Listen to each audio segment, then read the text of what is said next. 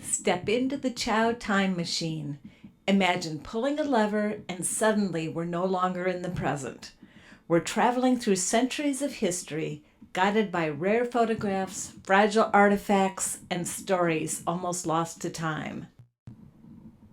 This is more than history. It's a journey through the Chow's past, present, and future, where each stop reveals the dogs, the people, and the cultural forces that shape this extraordinary breed. The Chow Chow is one of the world's oldest basal dog breeds, yet much of its story has been scattered, destroyed by wars, cultural change, and the erosion of time. This is why I've prioritized the acquisition and preservation of the oldest of Chow items. Every photo, every scrap of paper, every artifact is a time capsule. Together they rebuild a story too important to lose. The ChowTales History Archive is my way of preserving these moments, so its glorious past can continue to guide the breed into the future. And now, as the Chow time machine begins its journey, let's map out the landmarks ahead, the people, the dogs, and the forces that shape this breed's story. In this presentation, we will explore 4 key parts of the Chow saga. We will cover influential breeders who shaped the foundation of the breed, landmark bloodlines that defined type and carried forward key traits, iconic chows whose names still echo through history, and the cultural forces and celebrities that brought the breed into the spotlight and fueled its popularity. The Chow Chow's roots can be traced to northern China and Mongolia, with recent findings in the southern regions where it developed thousands of years ago. Archaeological evidence and ancient art exhibit dogs with thick coats, erect ears, and curled tails, traits seen in the Chow Chow today. During the Han Dynasty, around 200 BCE, clay pottery figures clearly depict dogs with the same sturdy build and characteristics of the Chow. Later in the Tang Dynasty, from the 7th to 10th centuries, paintings and pottery continue to show Chow-type dogs, often portrayed in hunting scenes or as guardians. Chinese nobility used Chows as hunting dogs, and a Tang Dynasty emperor was even reported to have a hunting kennel with 2,500 dogs of Chow type.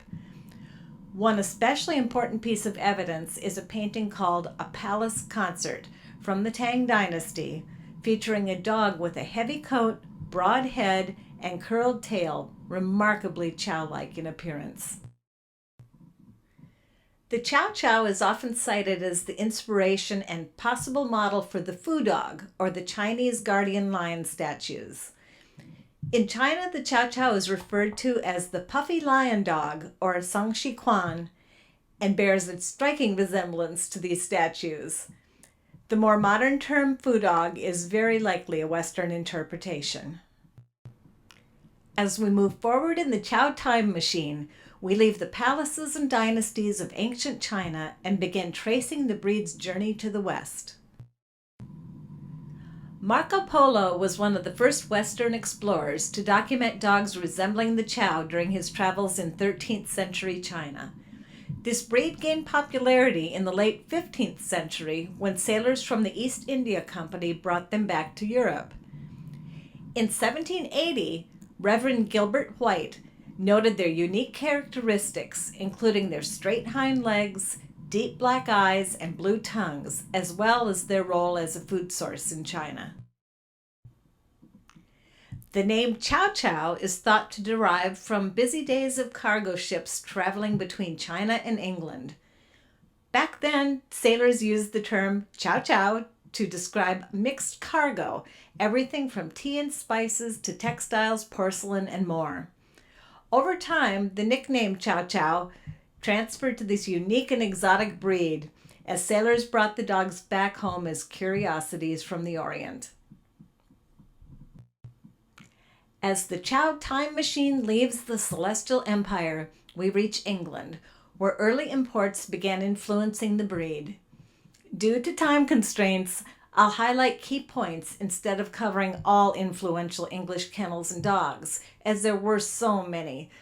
These initial imports were crucial for the Chow's development, and we'll revisit England during the Roaring Twenties, when its kennels and bloodlines connected very deeply with America. In the early 1800s, several Chow Chows found a rather unusual home at the London Zoological Gardens, where they were intriguingly labeled as the wild or edible dog of China. This label reflects the cultural perception and curiosity about chows during that era, as they were quite exotic and mysterious to Western eyes. We now find our time capsule arriving in the Victorian era, where the breed first began to capture public attention in Britain. In the 1840s, Queen Victoria, known for her love of animals, owned 3 Chinese dogs, Betty, Hongshu, and Akko. If these were indeed chows, they mark the first known and named chows in Britain. Now we fast forward to 1865, the Queen was presented with a number of Chinese chows which were kept in cages at her royal kennel at Windsor. This was the beginning of the breed catching the public's eye. We owe a debt of gratitude to Queen Victoria for paving the way for women in the world of dog breeding, exhibiting, and judging, as many of the most notable legacy chow breeders from the late 1800s were women. Her enthusiasm inspired a foundation for many generations to come. While there are no known photographs, etchings, or artwork of Queen Victoria with her chows, there are a couple of other photos I would love to share with you at this time. First is a beautiful image of Queen Alexandra and her beloved chow Plumpy, who was her constant companion. A second photo is a unique original photo from 1897, handwritten on the back, "The Palace Chow." This could very well be a rare photo of the often mentioned, albeit never seen, chow of Queen Victoria, or possibly Queen Alexandra's Plumpy. In 1880, a significant moment for the chow breed in England occurred with the exhibition of a black, smooth-coated chow named Chinese Puzzle. She was shown by Mr. W.K. Taunton, who was well regarded for his interest in exotic breeds. This exhibition took place at the iconic Crystal Palace in London. Imagine the grandeur of that venue. At that time, the chow didn't have an official classification, so Chinese Puzzle competed in the foreign dogs class. This class included other unique breeds such as the Australian Dingo and the Tibetan Collie. Chinese Puzzle was quite the spectacle at the Crystal Palace show. She weighed just 32 pounds and stood at 16 inches tall. Imagine the presence she must have commanded, especially in a foreign dog class filled with diverse breeds. What's remarkable is that despite the absence of an official chow classification, she was still awarded a medal. This recognition was not just a triumph for Chinese Puzzle, but a landmark moment marking the chow's first steps into the dog show limelight. In 1881, 1 year after Chinese Puzzle's debut, the Prince of Wales showcased a Chinese chow named Chang. This etching takes us back to those early days when artists recorded the moments instead of cell phones and cameras. It's fascinating to think that someone of such high status was directly involved in promoting the breed. An interesting side note is a clipping I found written by Mr. Taunton stating that Chang was, quote, spoilt from a show point of view by having a red tongue, yet he won several prizes. And now we arrive at a list of the key English breeders and chows that significantly shaped the breed in its earliest development. Lady Granville Gordon produced the first English bred champion, Champion Blue Blood, notable for being a blue from red parentage. Amwell Kennels, founded by Lady Faudel Phillips in 1919, she continued her family's dedication to the breed, enhancing the chow's prominence in England. Kwai Kennels, established by Mrs. Scaramanga in 1898, began with the import of hot kwai, and Red Craze was one of her notable successes. Hildewell Kennels, led by Mrs. B.F. Moore, contributed significantly to the breed's growth before World War I and beyond. And Lady Dunbar of Mockram, a legacy breeder and author of the Chow Chow, published around 1914, the first Chow book that helped lay the foundation for the breed. These individuals and their kennels have left lasting legacies that continue to influence the Chow breed today. The Chow craze in England began with the Earl of Lonsdale and the Marchioness of Huntly, who imported Chows from China. The Marchioness popularized the breed with her male Chow Peridot in 1887, and her son's marriage to Lady Granville Gordon, receiving their first Chows as a wedding gift. Through these early dogs, she established the breed in England and later bred Peridot II for Lady Granville Gordon, enhancing the breed's presence. Born in 1893, Blue Blood was the first English-bred Chow and was sired by Peridot II, a red, out of Pekin II, a black. Blue Blood was described as being the rare mouse lavender in color. In the early 1900s, Miss Armine Gordon, her kennel name Amwell, was later married to become Lady Faudel Phillips. Miss Gordon was one of the leading authorities on the earliest Chows imported from China by her mother, Lady Granville Gordon, 30 years earlier. These are stunning images of one of the most celebrated legacy breeders in England. One of the most significant years in the history of the Chow in England undoubtedly is 1895, marked by 4 notable events. Champion Chow 8 was crowned as the first ever Chow champion. The breed standard was established and based on the close to perfect Chow 8. Peridot II received the Best in Show title at the LKA Championship Show, and the Chow Chow Club in England was established. Chow 8 was born in China in 1890 and brought to England in 1895 by Miss Bagshaw. Although his breeder and lineage remain a mystery, he made history as the first Chow to achieve a championship title in England. His conformation was so esteemed that the original breed standard was established based on his qualities.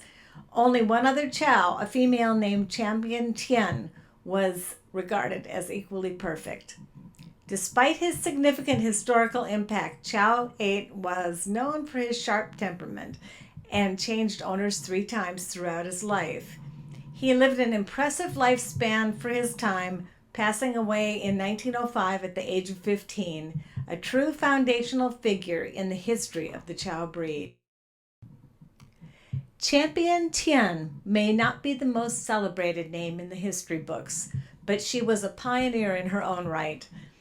Born in England in 1895 and bred by Mrs. Woodcock, Tien carried the legacy of her Chinese imported parents and helped shape the foundation of the breed in England. She was the first red bitch champion in England, a noteworthy achievement. She won an impressive 12 challenge certificates. Standing at 17 inches at the withers and weighing 40 pounds, her bright orange-red coat with white trim made her stand out. The Chow Club members recognized her as one of the topmost typical Chows of the time and a benchmark for the breed. After she died in 1903, she was donated as a taxidermy exhibit to the Tring Museum in London by Miss Casella, demonstrating an outstanding Chow bitch of the day. To the left, you see Miss Casella in a beautiful portrait with a few of her gorgeous Chows. And to the right, another of Miss Casella's dogs donated to the Tring Museum as a taxidermy exhibit. The museum catalog names both of the dogs with photos and pedigrees, Champion Tien and Ching Fu. Miss Casella believed fervently that these exceptional Chows should be preserved for future generations as a representation of how they used to be. What a visionary she was. This is a beautiful side-by-side comparison of Chow 8 and Champion Tien. Both dogs of Chinese parentage were contenders for being the blueprint for the first Chow standard exemplifying correct breed type of the original Chow. Chow 8 ended up being their final choice. As a side note regarding Miss Casella, she imported a number of unique chows in different colors and smooths, including this male smooth Lun Tai. The clipping describes Lun Tai as, quote, a most high-class specimen picked out for his owner by a mandarin at Hong Kong from a crowd of over 100 chows. And now we come to another true visionary, Lady Dunbar of Mukrum, pictured with her two imported blue chows, Blue Joss and Blue China. In 1914, she published the very first book devoted entirely to the breed, entitled The Chow Chow. Her dedication to breeding and studying chows with her own interest in the blue variety shines through every page. Her work remains invaluable today, offering us a glimpse into the breed's earliest roots. Few dogs left a mark on the Chow breed, quite like champion Red Craze. By the First World War, he stood at the very center of the breed's development. Bred in England by Mr. Sawtell and later owned by Mrs. Scaramanga of Kwai Kennels, Red Craze became the most influential Chow of his time. His achievements were remarkable. 30 challenge certificates in the UK, Crufts Best of Breed in 1908, and yet he weighed just 38 pounds, which was a size considered typical for males of that era. What also set him apart was his striking mahogany red coat. His sire, Champion Shylock, and his grandfathers Chow 8 and Mephisto were foundation dogs who shaped what was recognized as true Chow type. Champion Pusa of Amwell, born in England in 1913, left a lasting legacy on both sides of the Atlantic. Bred from the finest strains, he sired more champions than any other Chow of his era, including the famous Akbar, the sire of the great Brilliantine you'll hear more about later. Impressively, Pusa continued winning challenge certificates into his 13th year. As the star of Amwell Kennel, he was adored by Lady Faudel Phillips and celebrated for his exceptional presence and lineage. In 1919, Champion Pickles, owned by Mr. Allwright, was bred to Black Pusa of Amwell and produced one of the top 5 foundation sires in our breed, and light-shaded red, Champion Lenming. In a later slide, you'll see his very dark red brother, Ba Tang, an equally impressive and influential dog who ended up in America. These original photos were a real find. I obtained at auction from a seller in England with 2 of the dogs named on the photos. I'm pretty certain that the man with this trio of lovely chows is Mr. Allwright of England, Pickles' owner and Lenming's breeder. Center is the bitch called Pickles. Left is Pickles' son, Lenming. Right, I have seen this dog before, which could be Lu Ling of Skeen, an older Pickles' son.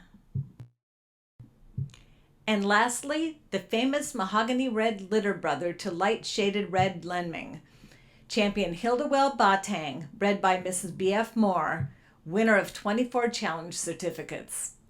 Batang was sold to America at 2 years of age, possibly to Mrs. David Wagstaff, as she had many of his offspring at her Ledgeland kennel. The highly influential Champion Ledgeland's War Risk Insurance was a Batang son. The passage of time in the Chow Time machine moves swiftly, gears turning, steam rising, as we leave Victorian England behind and cross the Atlantic to America. Many legacy names and dogs are left behind unspoken, but what remains are the milestones that shape the breed's future. Here, the Chow begins a new chapter, written on American soil. Our journey first takes us to the high seas in 1899 with Admiral George Dewey, hero of Manila Bay, and his most cherished companion, a Chow named Bob.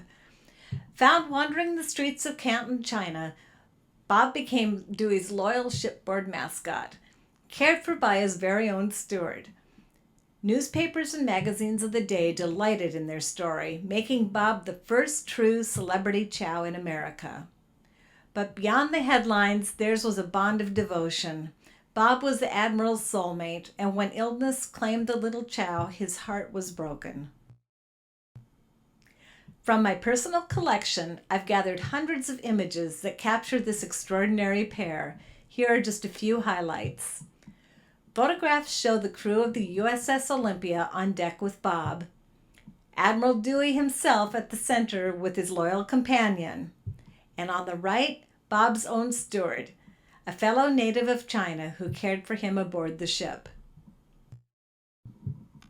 Readers looked forward to the updates about Dewey and Bob, and news traveled very slowly back then. Here are a couple of artist renderings and a photo from the newspapers showing the Admiral with Bob in Manila. We now drift from the high seas to American soil and the White House. Tiny Tim and Blackberry, the chows of President Coolidge, turned heads and steered a national craze. In the blink of an eye, no automobile ride or flapper was complete without a chow chow. A quote from Calvin Coolidge: "Any man who does not like dogs and want them about does not deserve to be in the White House." President Calvin and Grace Coolidge truly embodied those sentiments. Throughout their time in the White House and beyond, the Coolidges embraced an astonishing variety of pets, from dogs and birds to wombats. Some of my most treasured finds are my images of President Calvin Coolidge and his lovely wife Grace, with their chows Tiny Tim and Blackberry. Other than Admiral Dewey and Bob 20 years prior, the Coolidge's chows were the most influential in bringing the breed into the spotlight and its biggest popularity phase during the 1920s and early 30s. These are all photos of Tiny Tim, or Terrible Tim as the president called him affectionately. Tim was a bit of a handful, but it didn't keep the Coolidges from taking their beloved chow everywhere. No vacation or front porch was complete without the mahogany red Tim by their side. And then there was Blackberry.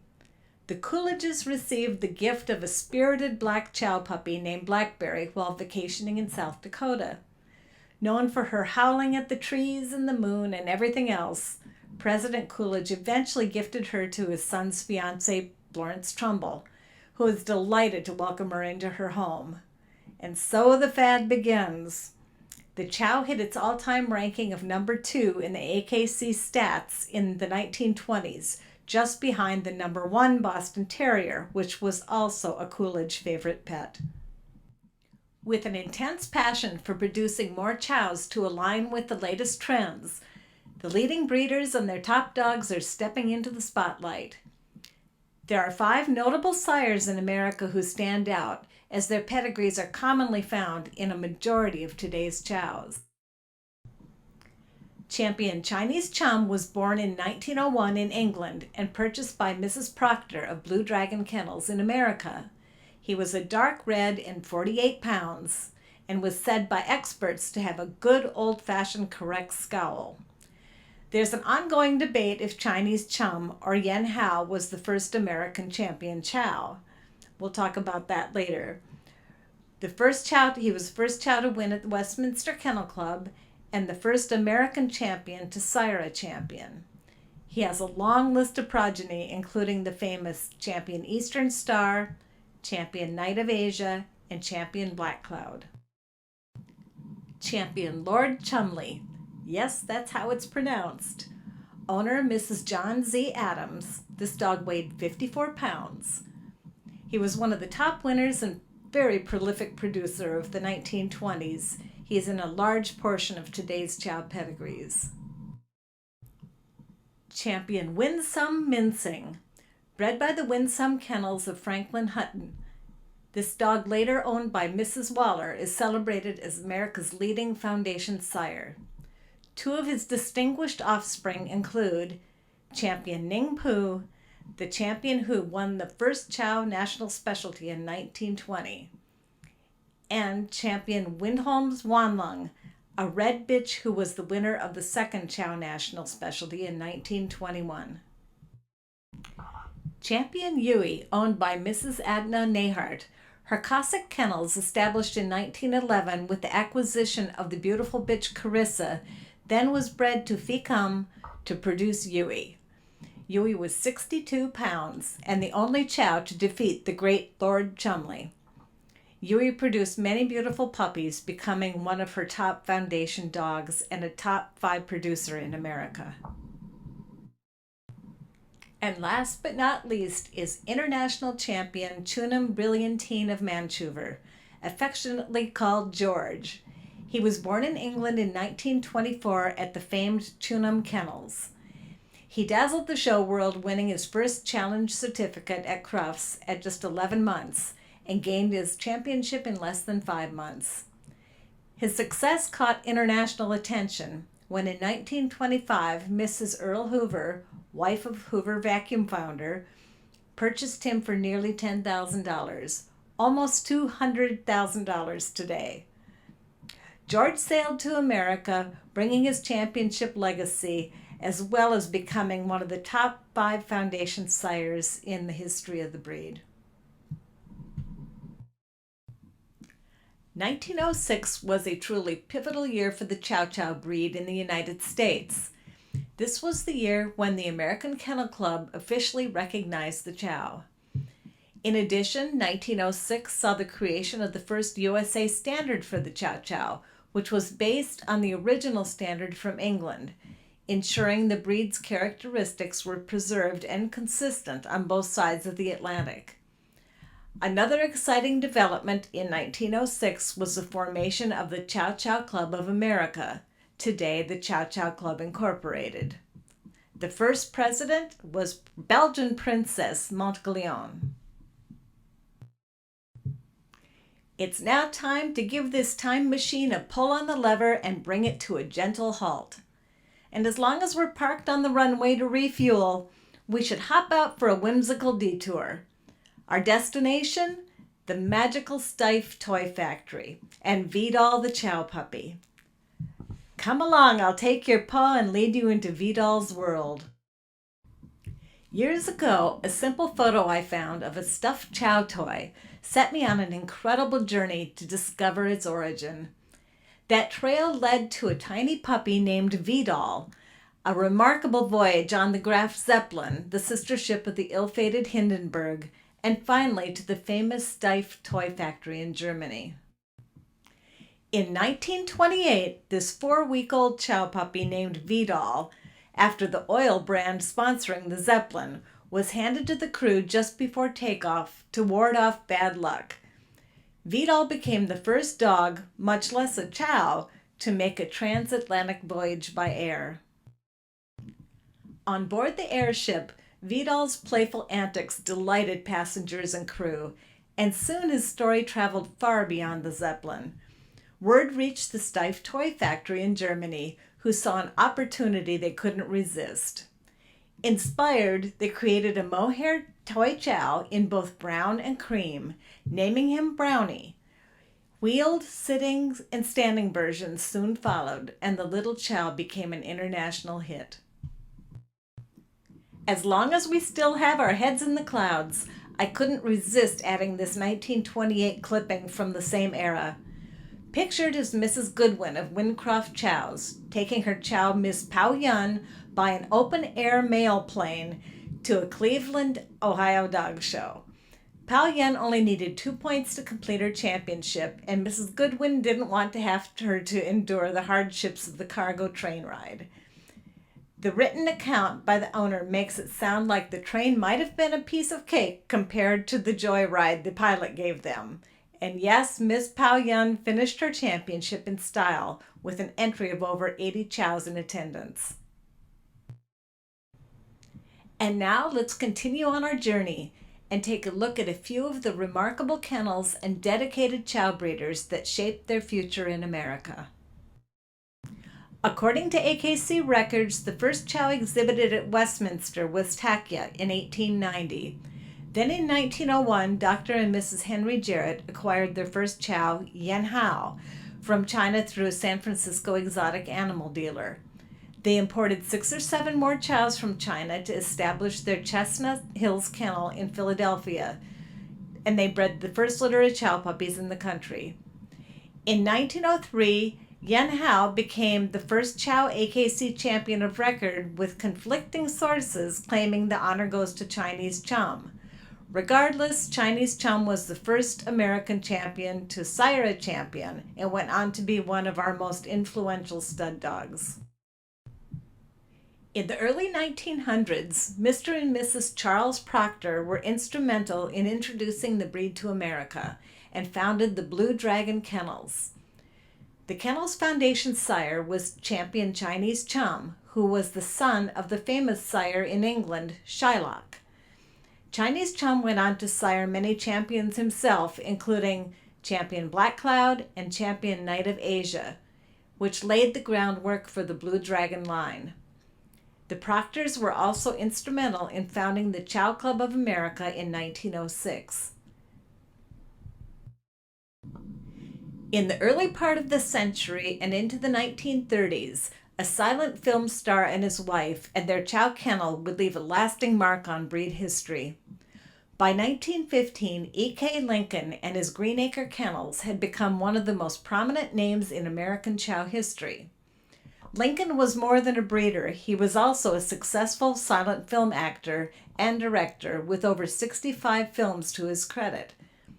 His wife, Ada Olive Van Heusen Singer Lincoln, was the sister-in-law of Mrs. Proctor of the famous Blue Dragon Kennels. Between them, the Greenacres spent some 30 years in the breed. Their legacy was extraordinary, with dozens of exemplary chows placed Greenacres at the forefront of the day.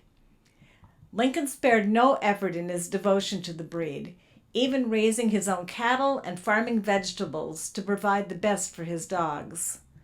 One of his most famous was champion Greenacre Li Ping Tao, immortalized in this dry point etching by the celebrated canine artist Morgan Dennis. Belgian Princess Montglion was the first president of the Chow Chow Club of America, established in 1906, and was an intriguing figure in early American breed history. She owned a famous Chow Chow named Chin Chino, who was involved in a highly publicized 1907 dispute with breeder Miss Van Heusen over the dyeing of Chin Chino's coat. It makes some fascinating reading in the newspapers of the day, when only 48 chows were registered with the AKC. Moose Lake Kennels of Dr. and Mrs. Bear. Mrs. William Bear was a powerful force in the chow world, breeding and importing stock from England and writing countless articles for top publications. Mrs. Bear even personally escorted the legendary $10,000 champion Choonam Brilliantine to America by luxury ship in 1925. Dr. William Bear was a renowned surgeon and director of orthopedics at Johns Hopkins. His devotion to the breed ran deep. During World War I, he even brought one of his beloved chows with him overseas during his service, and they both returned safely.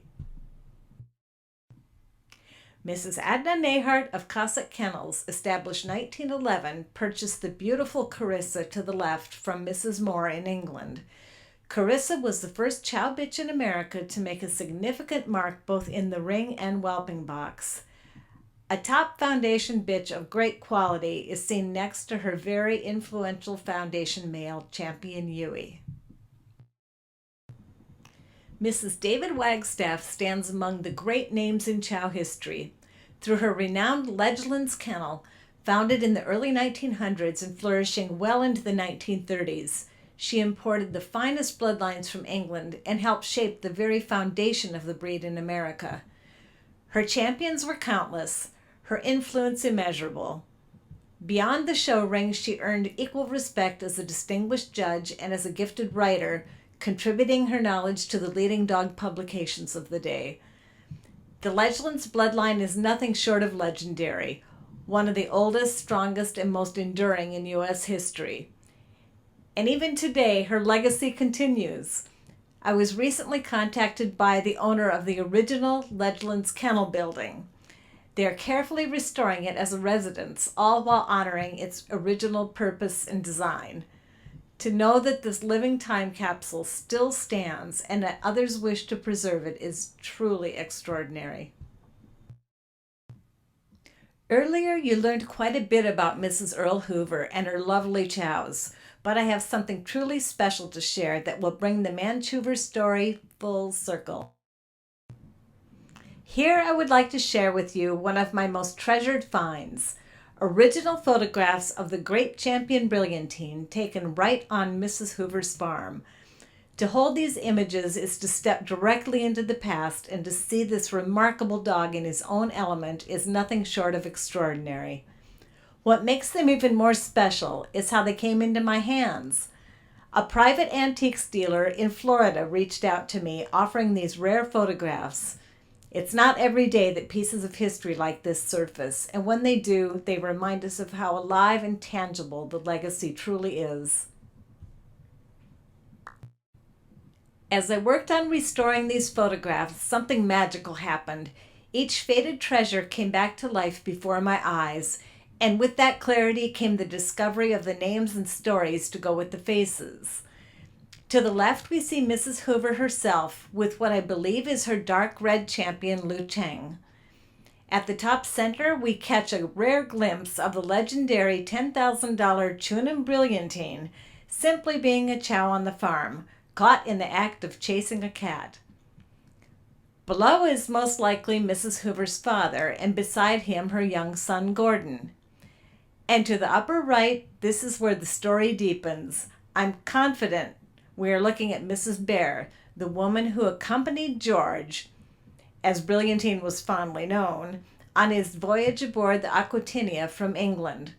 The dates in the album line up perfectly with his arrival in America, making this very likely the very first moment Brilliantine met his new family. These images are far more than photographs. They're living connections to the past, precious windows into the legacy of the Manchoover kennels and the people and the dogs who shaped Chow history. At this moment, allow me to share why this golden era grips me so deeply.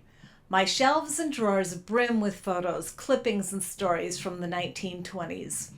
From here on forward, the Chow Time Machine statistics turn into living stories, brought to life through the treasures I've archived. Imagine it. Every major dog show, Chow results are printed in the New York Times. That's how important they were. The public wasn't just curious. They were enchanted, addicted. The excitement was palpable, and it launched the breed to dazzling heights of popularity. On the boardwalk, down busy streets, in nearly every automobile, you would see a proud chow turning heads. They were the ultimate status symbol of the times. That was the spirit of the age, glamorous, chaotic, irresistible. And it's that very energy that keeps this history alive for me today. There is no single better figure to epitomize how the chow was woven into 1920s society than Evander Barry Wall. Known as the flamboyant king of the dudes, a fashion trendsetter from New York to Paris. His cherished chow Chi-Chi, sired by none other than the notable champion Chinese chum, accompanied him everywhere, even dining at the Ritz. A book of memoirs that was written by Mrs. Wall highlights Chi-Chi's fashionable adventures. And now our Chow Time Machine rolls to a stop into the roaring 20s with a fanfare, just as the Chow Club of America hosts its very first national specialty. With over 100 chows commonly entered at the all-breed shows, its time had come. Ning Pu, a rich dark red owned by Andrew Morrison, claimed the very first best specialty in show win, topping a field of 198 entries. Ning Pu is the only national winner I've yet to find a photo of. You would think someone would have brought their brownie box camera, which was all the rage in the 20s. While a majority of the earliest American pioneer breeders we've covered remained very active through the 1920s and well into the 30s, at the very height of this chow craze, one kennel rose like a mandarin sun above all others in sheer scale and spectacle, the Far East kennels of Lothar Zifferer in Pennsylvania. Here, more than 100 chows lived in grand pagoda-style buildings, inspired by none other than the legendary Florence Ziegfeld of the Ziegfeld Follies fame. But instead of glorifying the American girl, Zifferer staged his own lavish production, placing the chow dog in the starring role.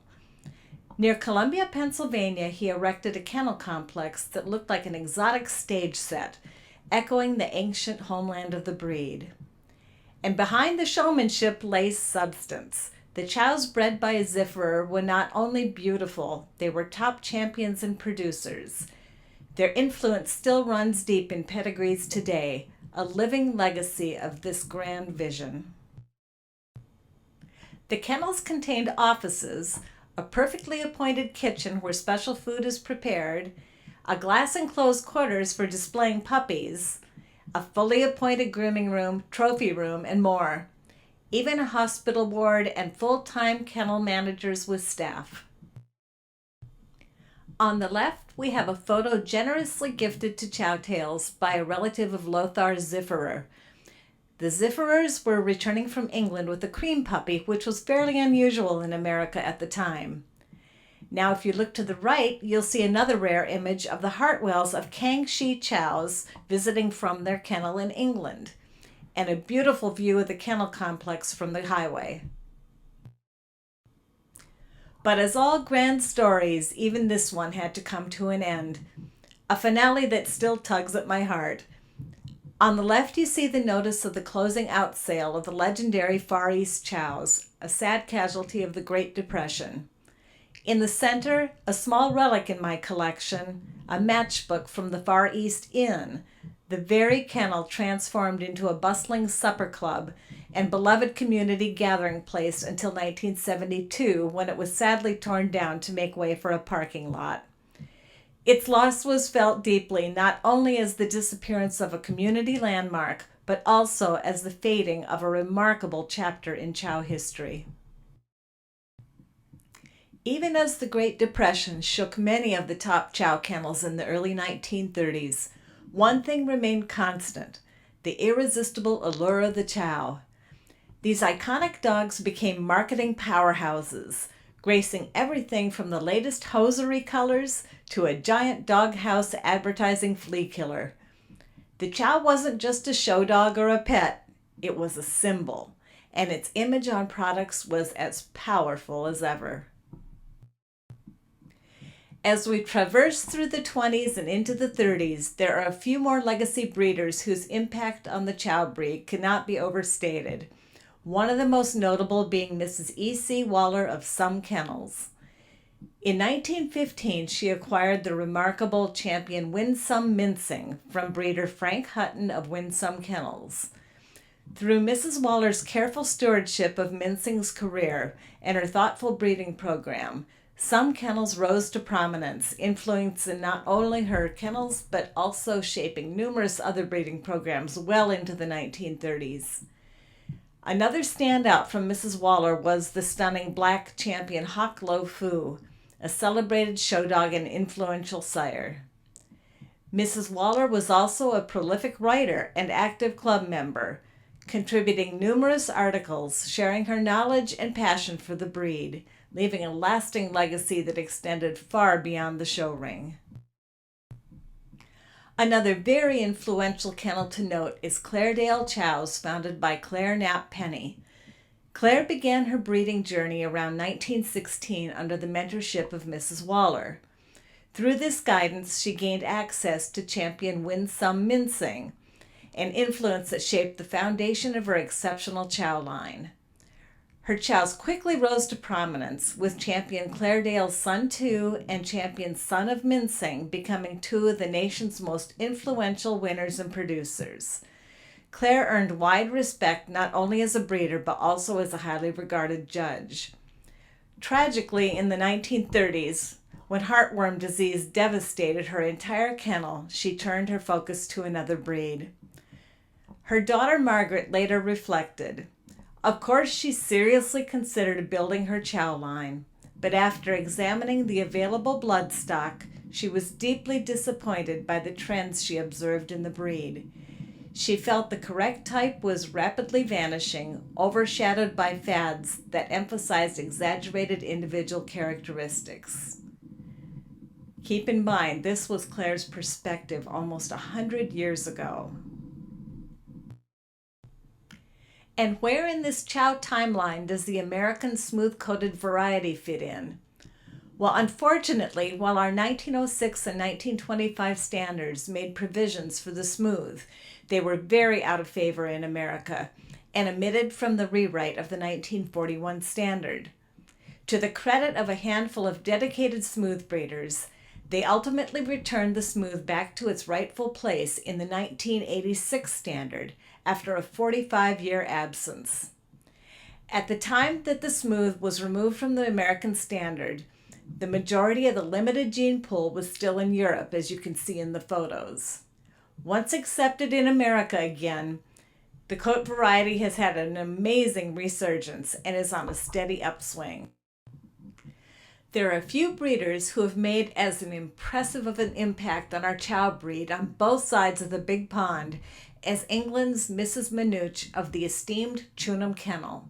The top winning producing champion Choonam Brilliantine sold to America was her most famous. Founded in 1920 by Mrs. Manooch, the Choonam kennel quickly rose to fame. From a single litter came Brilliantine and his sister Brilliantina, both champions within 6 months, with Brilliantine winning hearts and top honors in England. In 1925, when Brilliantine was sold to America, the sale of the $10,000 Chow brought international attention to Choonam. Even royalty took notice. The Duke of Kent proudly owned a Choonam Chow named Moof. The kennel's success continued through the 1930s and 40s, with dogs like Choonam Hung Huang winning 6 Best in Show titles, including Crufts in 1936. Their legacy was immortalized in striking photographs for Country Life magazine by legendary canine photographer Thomas Fall, capturing Choonam's enduring influence on the breed. And while our Chow Time machine is taking a break in England, we can take a moment to attend the Maidstone Kent Dog Show in 1928. These tiny 2x3-inch snapshots that I purchased at auction are identified on the back and are faded and fragile, yet they carry the weight of history, capturing a Chow entry nearly a century ago. With some careful restoration, you can see one of those images comes to life again. Suddenly, the faces are clearer, the dogs more distinct, and the past feels just within reach. And then, almost as if our Chow time machine has shifted gears, the still photos begin to move. To my amazement, a vintage newsreel surfaces, capturing this very show on the very date with the exact Chow entry. This is the wonder of archiving, when history suddenly reveals a hidden surprise, waiting patiently for discovery. In moments like these, I feel as though I'm standing right beside them. I know many of their faces, and I can even name a number of their chows as well.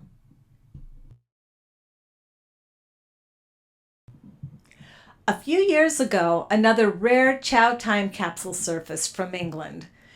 The great-granddaughter of Kate and namesake of Mrs. Bernard Cuthbert of the legendary Omar Chows contacted me with her family's private collection of original photographs. She wished to share them with the ChowTales archives for safekeeping, opening a remarkable window into the past. Kate was curious about the kennel's history, and in return I shared the many articles I had collected featuring exquisite professional portraits of her great-grandmother with the celebrated Omar Chows. One article revealed that Omar Kennels sold over 400 puppies in just 2 years, with dogs placed worldwide, including with Mrs. Hoover in America. Active from the 1920s through about the 1950s, Omar Chows stood as one of the most prolific kennels of its time. Mrs. Cuthbert's Chows were not only admired in show circles, they touched the world stage. One of her dogs, the magnificent Blue Moon, was sold to the celebrated German actress Lil Dagover. Reports hint that Blue Moon even appeared in one of her films, though the title is yet to be discovered. This lingering mystery adds to the magic of the Omar legacy, inviting us all to keep searching for the missing chapter in this remarkable Chow story. From the legendary kennels of devoted breeders to the glittering embrace of celebrities, the Chow steps boldly center stage. So climb aboard the Chow Time Machine one last time as our journey rolls straight onto the red carpet of yesteryear.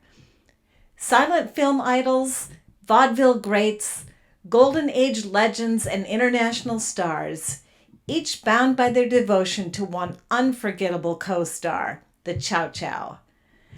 Lovingly restored photographs from my private collection bring these icons back to life in timeless silver screen splendor.